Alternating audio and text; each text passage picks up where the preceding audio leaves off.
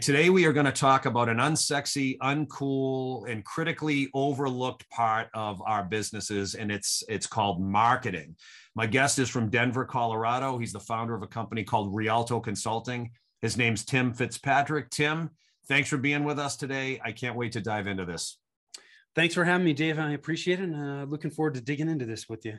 Okay, great. So I know you've got a background in marketing. You've done a number of things over the years. Rialto started in 2012, if I'm not mistaken. Late 2012. Late 2012. All right. So just real quick before we get into marketing and why it's uncool and unsexy, which, by the way, you said, I didn't say it. I'm just kind of using your words. Why did you get into this business? Why is it so important? And I guess, why is it overlooked? That's a great question. So I'll give you the short story. My entrepreneurial journey started right after I got out of college. My dad had been a manufacturer's rep in the consumer electronics industry for a long time. Mm-hmm. And shortly before I graduated, he had started a distribution company that was related to that rep company. Yep. When I graduated, I had no idea what the hell I wanted to do. And I knew that he needed some help. He had no full-time employees in the distribution company at that point. I said, hey, let me help you out for a few months while I figure out what the hell I want to do with the rest of my life. Well, after 3 months, I was hooked. I was wearing all the hats because I was the first full-time employee. I loved the gear, what we were selling. We were selling home theater equipment. I mean, it was just cool stuff. And that's how my entrepreneurial journey started. It worked. I worked with my dad for over 12 years. I became a partner in the company. It was an amazing experience. It worked really well because my dad gave me a ton of autonomy. You know, he trusted me. He was doing his rep thing. I worked with him strategically, but day to day, he just let me do my thing. Mm-hmm. Man, I learned more in 6 months doing that than I did in 4 years of college. It was like on the job, real world MBA type stuff. When we eventually sold that company, we grew about 60% a year for 9 years. We sold it. I stayed on with them for another 3 years. I actually moved to Denver. I was based out of Northern California at the time. We all know what happened in 2008, 2009. The company that bought us was a public company, so they started freaking out. And in 2009, they closed 30% of the branch locations we had across the country, and I got laid off. So I got laid off by the company that bought us. Wow. Not as uncommon as you might think. But at that point, I decided I need to do something different. I got involved in residential real estate. At the time, there was a ton of foreclosures. So I was door knocking houses for people that were in foreclosures, and I was doing short sale business. I did not like the business, which was very different for me because when I was in distribution, I felt like I never worked. I just loved what I was doing. So 2.5, 3 years into real estate, I started waking up and I'm like, I got to do this again today. This sucks. And when you own a business, you should absolutely not feel that way. So I took a step back, thought about what I loved, where my skill sets lied. And that's when I got involved in marketing, which is what I'm doing today with Rialto Marketing. I'm not going to tell you that's been a super straight path either. You know, the entrepreneurial journey is a winding road. It is changing all the time. But what I love about marketing and where I focus is the fundamentals. You know, the fundamentals of any discipline are immutable. They do not change. But what I see with marketing is so many people they either skip the fundamentals because nobody talks about them. They're not sexy or cool. But dang, if you don't have them, it is going to come back and bite you. You're going to waste time. You're going to waste money, and you're going to have to come back to them at some point. So when you say not sexy, not cool, when you have a company approach you for the first time, or you engage a new prospect for the first time, are they looking for something that's sexy and cool, and then you've got to bring them back to earth real quick? Sometimes, but sometimes they're just not sure. Sometimes they think they know what they need. You know, oh, we need to be doing content marketing and, you know, whatever. We need to be on TikTok or Clubhouse or whatever the coolest, newest thing is, right? There's always a new sexy thing in marketing. And there's no shortage of people peddling those things either. But oftentimes they just don't know what the next right step is for them. They have hit a ceiling. They want to continue to grow. And they're like, we've been doing this, but it's not working anymore. And we're not sure what the heck the next right step should be. That is the more common thing than somebody saying, I need this and we need somebody to help us with that. Okay. And that's where we start to dig in and look at, okay, well, you're not sure what the next right step is. We need to first start. Where are you? Like, where are you starting from? You can't create a plan to get where you want to go until you have a baseline of where you're actually at. Right. And so that's typically where we start. And inevitably, when we start to dig deeper into where they're currently at, we start to see maybe there's some missing pieces with your messaging. Your messaging is not resonating with your target market, or sometimes they're not really even sure who their ideal clients are within the market they're currently serving. We have to start there, because if you don't start there, you're building and you just jump into tactics, you're really building a house without a foundation. And we all know that that's just, I mean, hey, a house without a foundation, I mean, the four walls, they're attached. It'll stand up for a certain period of time. But, you know, if the wind starts blowing or we get some really bad weather, that house isn't going to stand. It's going to fall apart. Yeah. So we got to come back and get a firm foundation that we can then build from. Yep. So I want to dive into the messaging. I want to dive into the planning, the ideal client and all that. What kind of companies come to you for help? Our ideal clients tend to be business to business, service-based businesses. People selling their expertise is the main part of their business. So, you know, coaches, consultants, professional service providers, attorneys, CPAs, those types of folks. Those are our ideal clients. We have worked with other clients, and frankly, the fundamentals, I don't care what business you're in, they're the same. Yep. But our ideal clients tend to be people selling their expertise. Yep. So right before we started recording, I asked you a question about, you know, is there any difference between marketing today in 2022 now and marketing last year, 5 years ago? And you had said, and not to steal your thunder, but I'm glad you said what you said, is there's really no difference. It comes back to those same fundamentals, which is probably why you said it's really not sexy. You know, what it really takes to build that foundation is not glamorous. If you were to give advice to anybody for the first time, is it going to go back to those basic things that you said, messaging, ideal client, planning, strategy? Is that where you're going to take somebody first? That's always where we're going to start. So the way I look at the fundamentals is I call them the marketing strategy trilogy. It starts with your target market and your ideal clients within that market. You can't go on to the next step until you really understand who those people are. Once you understand who those people are, then you can actually start thinking about the messaging that you're going to use that's going to grab their attention and their interest. And then the third part is you have to have a plan of how you're going to get that message in front of those people. For everything from a marketing standpoint starts with your target market. There's a lot of people that talk about target market, but so many people, they just skip it, right? I mean, it's like I said, it's not cool. There's so many people that are talking about all the newest tactics. There's so many different marketing channels, and there's so many different tactics within those channels today. Most people are battling information overload. Absolutely. That's why it's so important to go back to the fundamentals, because when you have a plan in place, your plan will actually outline your priorities and where you need to focus. You have clarity. And when we have clarity, it just becomes so much easier to, one, not be stressed, but two, when we know what our priorities are, it eliminates all this distraction that's coming at us. Yeah. So so one of the things I do, I train salespeople. That's one thing I do. And then I also train salespeople on how to develop business. And when I train them in that capacity, I think about what you do. You know, business development to me is just an extension of marketing. That's what it is. It's one extension of the marketing wheel. And we talk about these things. Do you even know what you're looking for? First of all, have you created a boundary around what it is that you want to attack? Do you know what that company or that ideal client looks like? So if you saw it, you'd recognize it. Yep. And do you know what you're going to say? And whether it's verbally or in the form of a post or a podcast or whatever, do you know what you're going to say? And is it going to resonate with them? And I think that quite frankly, those areas are really rough. You know, when I think about some of what I've encountered is there's been very little thought given to those things. So from your perspective, when it comes to, say, messaging, for example, where do you think companies or people fall short? I think there's two big mistakes that people make from a messaging standpoint. One is they don't focus on what is going to help the customer survive and thrive.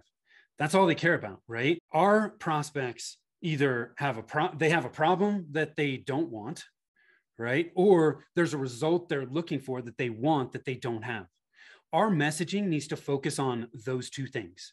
And too many of us are talking about how great we are, what we do and what makes us different. Our customers don't care.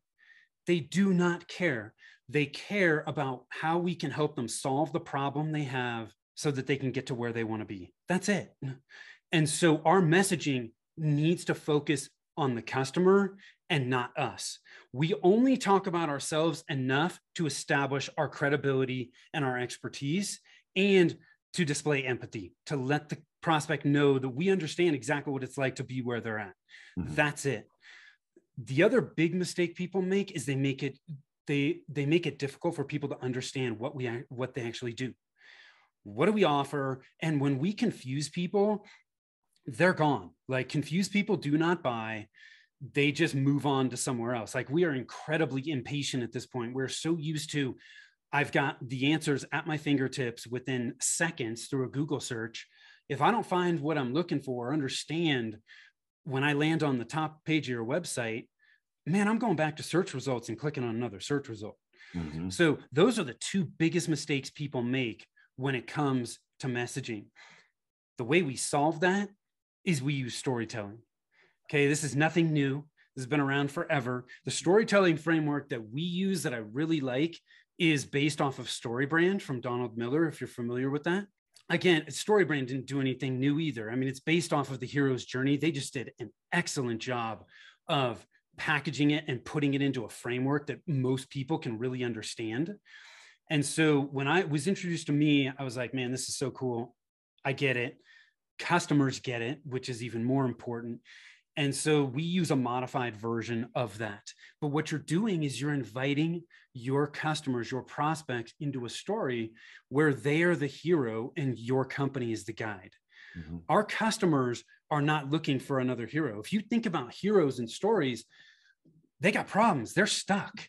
They're like, oh my, Luke Skywalker's like, oh my God, I want to be a Jedi, but I have no idea how the hell to do that. And then comes along Yoda and he's like, I know exactly what you should do. I am a Jedi. I was in your shoes. Here's the steps you need to take. So our customers are looking for a guide that knows exactly how to solve that problem mm-hmm. that they have, or that need that they have, and can help them get from where they currently are to where they want to be. That's why we want to position ourselves as the guide and not the hero. And when we use storytelling and this framework, it helps us eliminate these two problems that I just talked about. It helps us focus our message on the customer and not us. And it helps us focus that message on the problems that they have and the results that we can help them obtain. But it also helps us make our message clear, right, easy to understand. And the other thing that it helps us do is it helps us make sure our message is consistent. Right. Our message has to be consistent over time. If we're switching it up and they're seeing different messages each and every time, it's never going to resonate. The message itself, right? You come up with an excellent message, and maybe it's posted or it's you're sharing it in the form of a recording, an audio, video, whatever. How much of it gets diluted the minute it's in the wrong person's hands? For example, you might be able to teach me a clear, concise story, and I have just enough empathy to make you feel comfortable with me. But how often does it get lost with a lack of depth in the individual? For example, if you gave me a great message to tee up a conversation with you, do I have enough in me to carry that through? Say you relate to me, you start asking questions. Could you poke holes in me pretty quickly if I only attract you at surface level, I guess is what I'm saying. Yes, I certainly can poke some holes in it as we dig deeper into the conversation. But the thing that's so great about StoryBrand and the framework is, well, one, you're not communicating the entire framework every time you have a conversation. It's just, you're pulling the bits and pieces from the framework that you need at any given moment. Mm-hmm.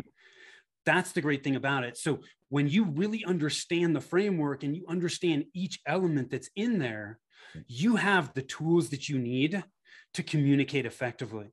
And you touched on this, Dave, too. It's like you're working with salespeople and they need to understand their ideal clients. They need to understand the message.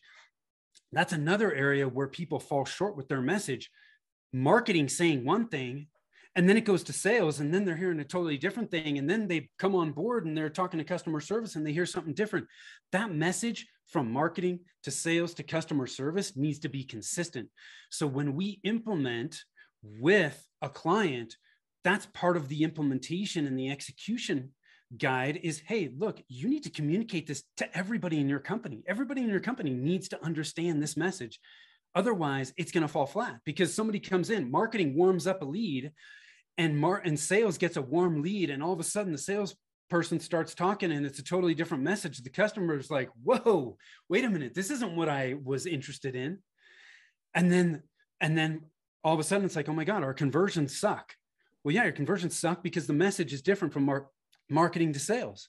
Right. We need to plug that gap. Well, it's funny. I've dealt with excellence in all three categories and incompetence in all three categories.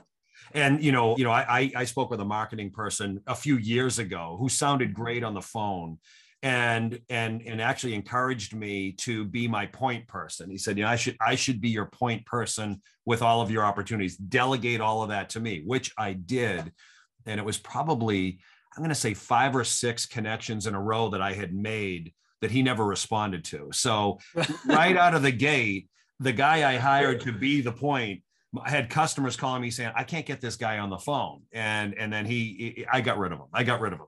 Yeah. So I've seen incompetence on the marketing side. I've seen incompetence on the sales side and on the customer service side. And I've seen competence as well. How often, though, are these 3 entities not planning together? Is that really where the problem comes about, where marketing's making its plans, sales making its plans, customer service makes its plans, and they don't really think about how we work well together? Is that where the issue is, or no? It can be. It's not always. It just depends on the company. I think it also, to a certain extent, depends on how large the company is. I think the larger the company, the easier it is to feel like, customer service is its own ship, right? Right. And, and they're just sailing off in their own directions. I think it's certainly more common. Sales and marketing come up a lot, and depending on the company, sometimes they can be very split. I believe they need to be, they're one and the same as far as I'm concerned. They need to be on the same page. I was on a call the other day, and the person said to me, yeah, marketing, helps you get known, and sales is where you get paid. She communicated it much more eloquently than that, but they're one and the same. Marketing helps people know, like, and trust you. And when the problem you can solve becomes great enough for them and they're ready to raise their hand, they think of you first. And at that point, that warm lead goes to sales. Here are 2 general thoughts I have. One is, I think when marketing goes wrong, it's because marketing is guessing on what they think the customer or the prospect wants and needs and is interested in. I've talked to many marketing people over the years that do not even know a customer. They couldn't even tell you that, and they're responsible for coming up with messaging and planning for salespeople that, they can't relate. They don't even know what it feels like to be in front of a customer. And then where sales goes wrong for me is sales is telling their own story. Like you said earlier, they're not necessarily talking through the lens of how the customer thinks of things.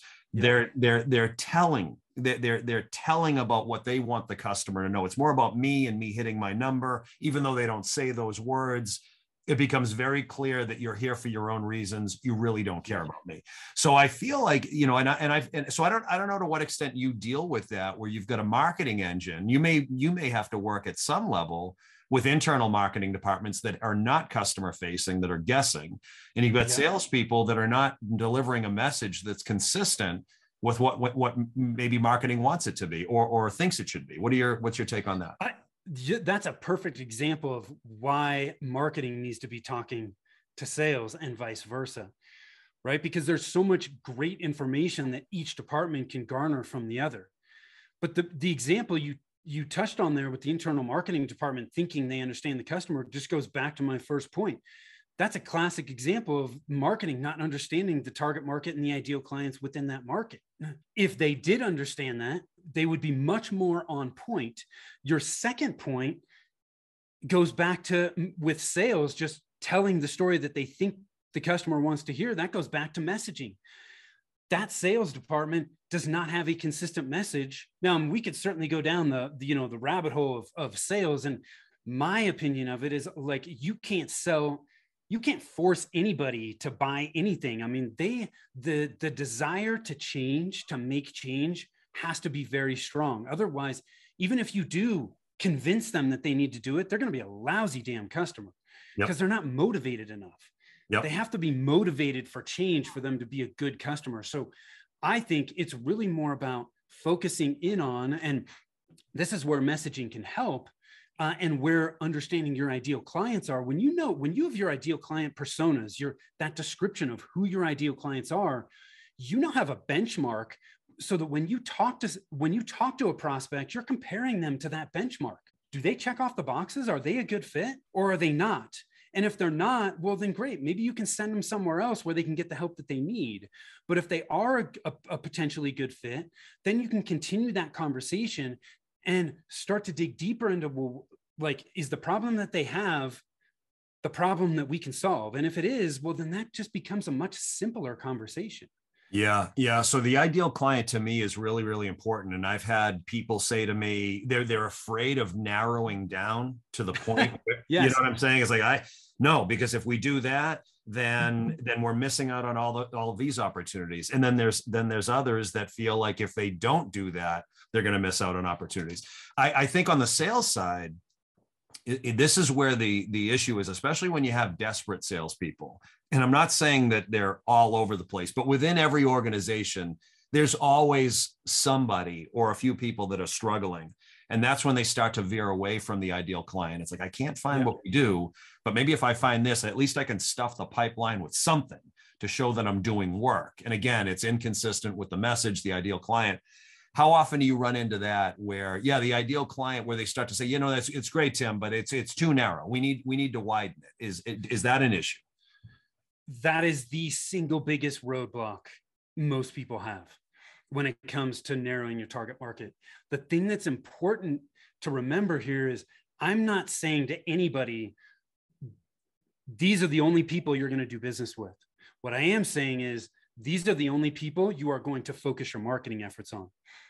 We cannot target broadly with our marketing, because unless you're, Amazon or some huge Fortune 500 company with a very large budgets can target broadly. Mm-hmm. Smaller budgets cannot. You have to focus. You are naturally going to attract people that are not ideal clients. It happens all the time. You're going to get referrals that may not be ideal clients. At that point, you can choose whether they're going to be a good fit and whether you want to work with them, but you have to focus your marketing efforts. Mm-hmm.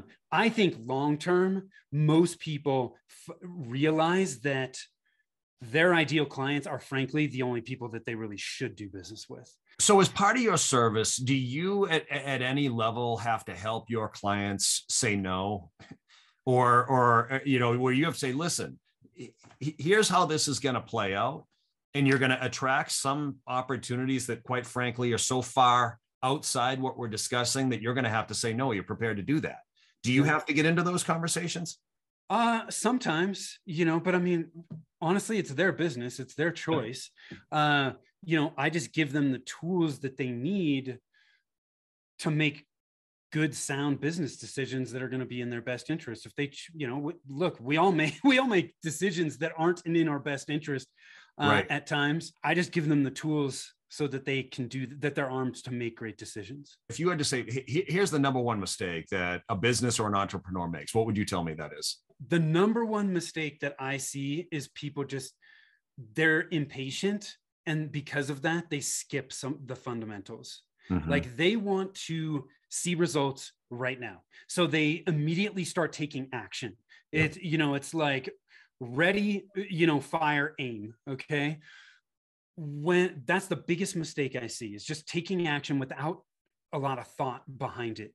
Yeah. And when that happens, it's just not going to work long-term. You may have some success, but inevitably they come back and they're like, well, we've been doing this, but we don't know whether things are working or not. We don't know what's working because they didn't have that plan in place. You're far better off taking a long-term approach. Okay. Look, there are plenty of marketers out there that are going to, make tons of promises and then they underdeliver. Most marketing takes time. Yep. Like, do not get involved in marketing and expect that you're going to generate leads immediately and all your world's problems are going to be solved. It's just not realistic. Are there things we can do to generate leads quickly? Yes, there are, right? I mean, you can throw out money and start doing paid ads. Mm-hmm. But guess what? Those paid ads the results on those paid ads are not going to be where they should be if you don't know who the hell you're trying to attract and your messaging on those ads suck. Mm-hmm. You're going to flush a bunch of money down the toilet. So you're better off having some patience, spending the 3 to 6 months to go through the strategic process and then jumping in. That's the biggest mistake I see. Yeah, I've read a lot about people. The most successful people out there are the ones that are prepared to delay the outcome or delay the reward. They're willing to wait. I just wonder, I think a lot of it comes down to they need to learn to trust in whatever this marketing process is. Now, in the example I gave you earlier, one of the words in the title of the company I used was communication. Their company is rooted in communication. And within that first week, when they weren't communicating with my clients, I thought, you're not who you say you are. And so right away, I felt uneasy and I no longer trusted their plan because there was no communication. Yeah. But I think it does come down to that, doesn't it? Where you need to trust, or your clients need to trust, that this plan implemented in a disciplined manner over time will yield results. It's trusting that, though, and not pulling the panic lever, right? How do you get them to trust in that process? Well, one, if they've come to us and they decide to do business with us, they trust us at a certain level already at that point. That means we've done a good job of marketing. They buy into our process. There's plenty of people that we talk to that don't they're just not a good fit. You just want to get tactical immediately. Well, then there's plenty of people I can recommend and you can go down that road. This is the road that we go down because they're the fundamentals. I'm not telling you anything most people aren't hearing anything new from me. I hate to say we're going back to the basics, but we're just going back to the fundamentals that have always been there that are so easy for people to skip these days. Actually, I'd like you to poke holes in this too, if you could. So what you're saying resonates with me. And if I'm talking, there's a lot of stuff I do, and depending on who I'm talking to, I'll only talk about one thing. So the bulk of the work I do is coach senior management professionals, executive. That's the bulk of my time. Yeah. So if I'm talking to anybody with a VP title or above, that's what I talk about. I don't talk about sales training. I don't talk about business development training. I don't talk about leadership training. I just talk about, most of my time is spent coaching, which is the truth. And then as I get to know them and they ask more questions, the other stuff starts to fall out. I try not to overwhelm them with detail. What's right about that? What's wrong about that? What could I improve about that? I think you're right on track. Okay. Because if we talk about too much stuff in the beginning, we're going to overwhelm people, which goes back to what we touched on earlier. You confuse them and they're just not going to respond to that. So when we first talk to prospects, we need to ask questions and shut up. Right. It's one of my favorite comedies is American Pie. And I'm probably dating myself. You ever seen that, Dave? Of course. Which scene are you talking about? Yeah. So there's a scene in there. They're talking about, getting in front of these college women. And he's like, listen, all you got to do is ask them questions and listen to what they have to say. There's some profanity in there in the movie, but that's basically what sales is about, is asking questions and just listening. Yeah. And then asking additional questions based on what they're telling you. We need to focus and understand what their problem is. Why would you talk about, sales training or leadership training if that's not where their problem lies?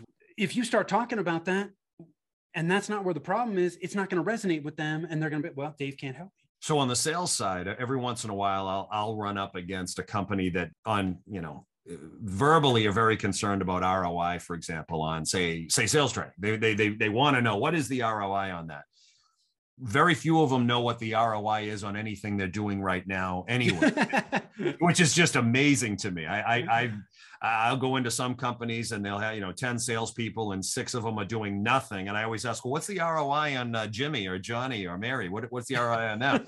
How long are you going to let them sit here and do nothing? How many more years?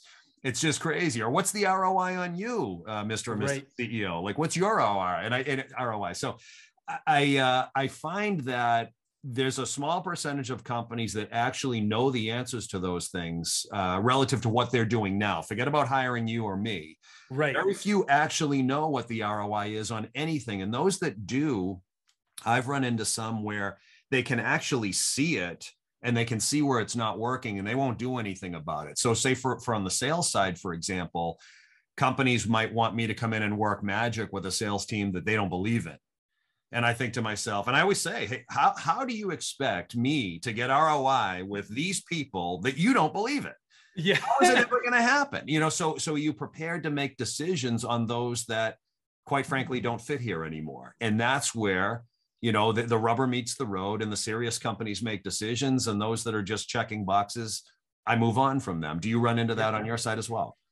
Yeah, absolutely. And it's more people than not, as you said, don't know whether things are working or not. And it all comes back to they don't have a solid plan, if they have a plan at all. And in that plan, if they have one, they haven't outlined the metrics that they're going to measure to determine whether what they're doing is actually working. The metrics are what inform you and give you the information you need to make the decisions you need to make to get where you want to go. Mm-hmm. And I think, look, I was a math major, so like I can get into the weeds on the analytics and the numbers, but we don't need to overcomplicate this. Like, you know, the example you gave, like how empowered would they be if they just knew like how many leads they're generating, where those leads are coming from, and how many of those leads are converting to customers? Yep. That is the easiest place to start, because they know, one, how many leads are coming in, what marketing channels are working, like where those leads are actually coming from, and then where the conversions are. And if they track that by salesperson, yep, and they start to look and go, well, geez, Joe is converting like 75% of the leads that are coming in here. Yep. And, you know, Jimmy is converting 25%. What the hell is going on? And maybe that's because Jimmy sucks, but you know what? Maybe it's because Jimmy is not getting the tools that he needs to be successful. And we can go over and say, dude, how are you getting 75% conversion? What conversations are you having? Absolutely. And so we need to get the information first before we start jumping to conclusions. Yeah. And I see a lot of organizations reluctant to even pick those paths. They'll say, you know, or they'll pick the paths and they'll say, well, the only reason Tim's succeeding is because he's got the best accounts. So they'll diminish your success, or they'll fall in and say, no, Tim's the greatest, even though you've been given the best accounts. Right. Yeah. You know what I mean? It's one or the other. Yeah. And other times I've seen where you've got somebody working their tail off, and the opportunities they generate are not converting because maybe customer service falls down. So we're getting them in and they're dying on the vine, but the salesperson might be the one punished for it. So but the data allows you visibility to potentially have these conversations. And I would think the same thing for you, where you got to pick 2, 3, 4 points of, you know, whatever, objective points. Yeah. So that you can start to track. And what does that story tell you? What questions could we be asking? I think when it comes to data, it's often, when it doesn't work, when data is rejected, it's often because it's weaponized. It's weaponized by leadership, and it's viewed as I'm being punished by the team. Yeah. And I wonder if it's received that way on the marketing side. I know on the sales side, when it goes wrong, salespeople say, well, I'm being micromanaged. It's no longer fun here. It's all about the numbers. And then management at the same time is punishing them. Very few are saying, let's take a look to see what this story is. On the marketing side, is it softer than that, or are you running into the same stuff? No, I think it's easy you're talking about it from a sales is being punished standpoint. The same thing can happen from a marketing standpoint. You know, people look at the numbers and arbitrarily just go, well, it's so-and-so's fault, you know, why this isn't happening, right? It's easy. Look, it's easy to say, well, we invested in this content marketing stuff or this social media stuff, and the numbers are saying that this stuff's not working. We're not getting, you know, traffic from social media. We're not converting those. We're not getting leads, or we're not converting those leads. But it's not just that. There's as you mentioned, Dave, there's so many different variables here. It's not just black and white. You've got to look, because guess what? Maybe your social media sucks because your target market's off, you know, or your message to that target market is off, which is, because of what I do, that's more often what I see. There's some fundamental or multiple fundamentals that are misaligned or they were skipped. And the minute you put those things in place, That's the fuel that is driving your tactics. Right. But before their tactics were working off of leaded fuel. And then when you put the fundamentals in place, now they're working off rocket fuel, and they work that much better. How often are you in competition with your competition? Here's why I'm asking this question, especially when it comes to social media. A lot of the companies that I see leveraging whatever, LinkedIn ads, Facebook ads, whatever, they're getting a steady diet of quality, whatever, posts. They look great. The pictures are great, look better than I do on this thing, for example. But the content is generic at best. There's nothing about it that sparks me, for example, but they're paying for this steady drip of mediocrity or blandness. How often do you run into that where, their value might be in the frequency of the post, but not in the quality of the post? And I'm just using posting as an example. Do you run into that? Absolutely. Yeah. This goes back to what we talked about from a long-term point of view in our businesses. If they're thinking long-term for their business, I can actually help them. Right. So whether it's an SEO company or a content company or a social company, because what I'm doing is going to help the activities that they're taking work that much better. They're much more targeted, right? I'm giving them the fuel that they need for their work to work even better than it does normally. Yep. But a lot of people, again, don't have that patience. It's like, well, gosh, I have this client that's coming to me that they want SEO already.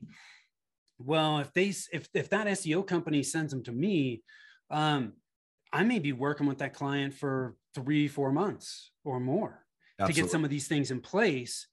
But see, like, that's where, when I talk to prospects and clients, I always tell them, look, I don't care what tactic you use. I am tactic agnostic. I want the tactics I'm going to put into your plan are the ones that I think are best for you based on where you are, where you want to go, and the things that are going to get you the best return.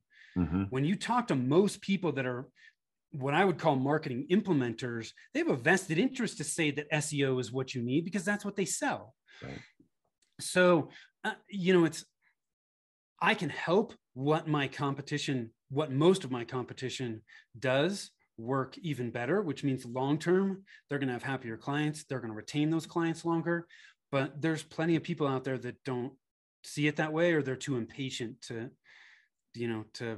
bring me in. But that's okay. It is what it is. I see that there's a couple people on LinkedIn, like marketing gurus out there they're posting. You'll see 1,200 likes or 1,500 likes. There's one in particular who I will not name, but is like collapsing on LinkedIn, talking about how their life is a mess and all that. And the likes are going through the roof, but she's also talking about how she's not happy and her business isn't where she wants it to be. It's really interesting. I'm wondering, is that a tactic to try to draw more likes? And I bring that up because if I look at it, I look at the podcast, for example, I get statistics on everything. And I could post this podcast on LinkedIn. I might get 2 likes, 5 likes, 20 likes. But if you look at the actual listens or downloads, there's an exponential increase. So I don't look to LinkedIn, for example, or even Facebook for what I want to know. I look at the data behind the scenes and I think, wow, that data, if I got 500 listens on this, I'll take that all day long over your 4 likes. I don't care. Yeah. Do you find that with your own business, or do you look through those lenses with your customers as well? So when we look at marketing, and I think it's more so in marketing than it is sales, but I'm sure you can tell me whether there are some numbers like this with sales where there are a lot of vanity metrics in marketing. And when I say vanity metrics, I mean metrics that just don't matter. Right. Like how many people are following you on LinkedIn, or how many people like your posts? How many visits do you have to your website? I really don't care. Good. Me too. I don't care. How many leads are you generating? Yep. And, it goes back to the metrics I talked about before. How many leads are you generating? Where are they coming from? And how many of those leads are converting to customers? At the end of the day, that's all that really matters. Absolutely. Can we dig into other metrics and get more advanced? Yes, we can. But if we're not even tracking any metrics, we need to start somewhere. So yeah, I don't care. Frankly, one of the most overlooked aspects of podcasting and or guest podcasting, being interviewed, is the networking aspect of it. Like there are people that literally just do this for the networking aspect of it, because the people they meet are great connections for their business. So if that's the case, if that's your goal, who cares how many people download it or look at it? You may be generating a ton of business because you're networking through your podcast. Yeah. Absolutely. And I also, I do it because I can't stop thinking of ideas and I want to share ideas and people in my personal life are tired of hearing me talk. So this is what this gives me an avenue to talk and then meet people that I don't know. Yes. Where we can have a real conversations about whatever, marketing, life, social, this, political, that. I don't really care. And when you're having a real conversation with people, the audience feels it and they listen to it. Yeah. If they don't feel it, they don't listen to it. But my goal is to put out healthy content that is helpful to people. And that's it. And if business comes from it, great. If it doesn't, I don't care. But I do know that that's how I evaluate the quality of what I'm doing. Is, are people actually listening and taking because to me, if you're willing to spend 40 minutes listening, that's an investment. That means something resonated with you. I couldn't care if you like or what. I don't care. It's great. Like, don't like, whatever. So anyway, I'm off on a tangent right now. What happened? Why would you turn a client down? What would cause you to say, we can't work together? This is not going to work because you want this and I do that. Like, what would cause you to go down that path with somebody? There are a number of things that could cause that. I would say the most common one is somebody who is short-term. They're a short-term thinker. Mm-hmm. We need to generate leads tomorrow. Short-term thinkers are not going to be good clients for me. Yep. Because they're looking for that next fix. Where can I generate leads today? And that's just not a good fit for us.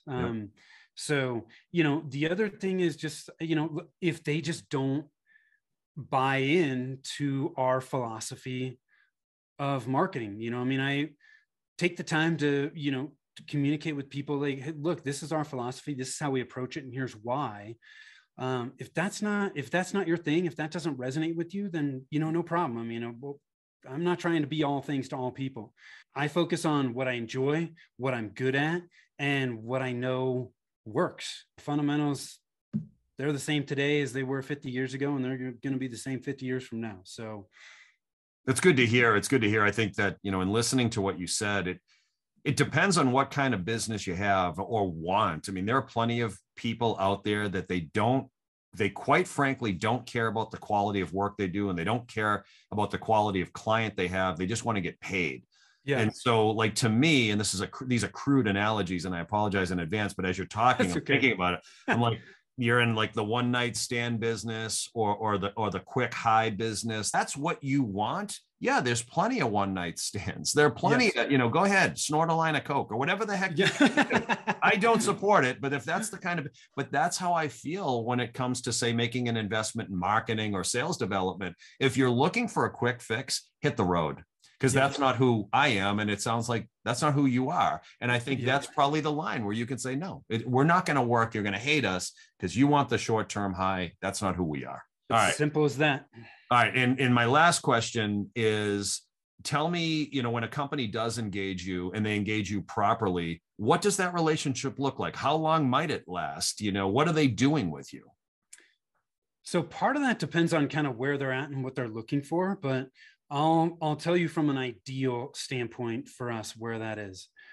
We will typically start with what we call a blueprint. When we look at planning, we look at it in 90-day sprints. 90 days keeps plans simple, but it's a long enough period of time to see whether you're gaining traction. And then at the end of 90 days, it keeps you nimble so that you can look at the data, make adjustments and updates to your plan. And then it's another 90-day sprint. From there, more often than not, there's some fundamental work that needs to be done. We need to do some messaging work, or we might need to do some target market work. If you have messaging that needs to be done, inevitably, you need to make some updates to your website. Once those things are in place, then the way we work with people, sometimes people just stop there. We've helped them get the fundamentals in place and they run with it. But our ideal clients need help because they need ongoing help because they need somebody to take ownership of the plan. Mm-hmm. That our ideal clients don't, they may have internal marketing people or they may be working with external marketing providers, but they don't have a higher level strategic marketing person on staff. They don't have a VP of marketing or a director of marketing or a chief marketing officer. And when you don't have somebody that owns your plan and manages the implementation and is optimizing it on an ongoing basis, the implementation of that plan just falls apart. And so that's where we can stay on. Once the plan is put together, we can stay on as that person that owns the plan, reports to them. We're basically their strategic, marketing manager, managing the plan, reporting the numbers, and making updates to the plan and managing the implementers. Yeah, I mean, it sounds to me like you view your own role very similar to, and I don't want to put words in your mouth, but I view myself as an extension of that executive team all the time. Whether I'm not on salary, I'm not a W-2 employee for anybody, but they view me as he's part of this team, period. And this is how we use them. And I would think that you're probably in the same boat on the marketing side. They're not at a place like you can't hire a multiple six-figure chief marketing officer if you're not at that place. Yep. And so they're getting high level strategic work at a fraction of the price, and it meets them where they're at and it fills a gap that they have. Yep. And if they're already investing in marketing, to not spend a little bit of extra money to have somebody take ownership of that investment, you're just flushing that money down the toilet. Find is a lot of times, the owner of the business, they're wearing too many hats. And especially if marketing is not their thing, they're not the best person to be managing that. They need somebody that they can depend on and rely on to do that for them. Yeah. And that's the gap we can fill. Yeah, you sound like you got a lot of energy. You've been doing this for a little bit of time, but you still seem very interested. I talk to some people, not on the podcast, by the way, but just in life, where they're just going through the motions with their job. You don't feel the enthusiasm for what they do. And you had mentioned that earlier. I mean, if you're not getting up every day wanting to do this work, you shouldn't be working for yourself. So I love hearing it. There's a nice, pep in your step. Well, I appreciate that. I've heard multiple people say that, and I don't really even think about that. So I guess I do like it because it comes across. So it does come across. I'll give you the last word. Anything that I didn't ask you, anything you want to share before we wrap up? I think we've like hammered the fundamentals of marketing to death here. I guess I would just say, look, think long-term about your business. I think there's too many people out there that think short-term.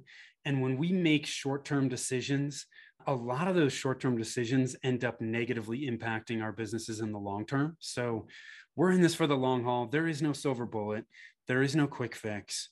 Focus long-term, and I think your business will be much better off as a result.